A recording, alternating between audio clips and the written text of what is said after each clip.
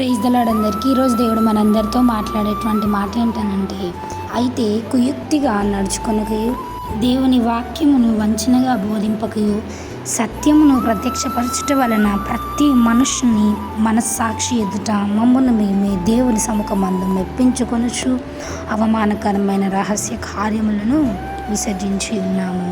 Praise God. చూడండి, దేవుడు ఎంత గొప్పగా మనతో మాట్లాడుతున్నారండి.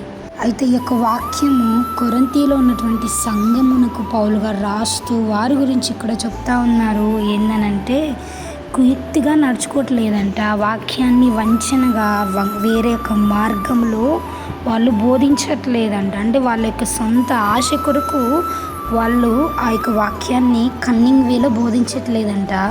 సత్యమును ప్రత్యక్షపరచుట వలన వాళ్ళు సత్యాన్ని ప్రత్యక్షపరుస్తున్నారు. అంటే వాక్యంలో ఉన్నటువంటి సత్యాన్ని ప్రత్యక్షపరచుట వల్లంట ప్రతి మనుష్యుని మనస్సాక్షి ఎదుట మమ్మును మేమే దేవుని సముఖమందు మెప్పించుకొనొచ్చు అవమానకరమైన రహస్య కార్యములను విసర్జించి ఉన్నాము. చూడండి, ఒక్కసారి ఆలోచిద్దాం. ఈ యొక్క వాక్యము మనం చెప్పగలుగుతున్నాం.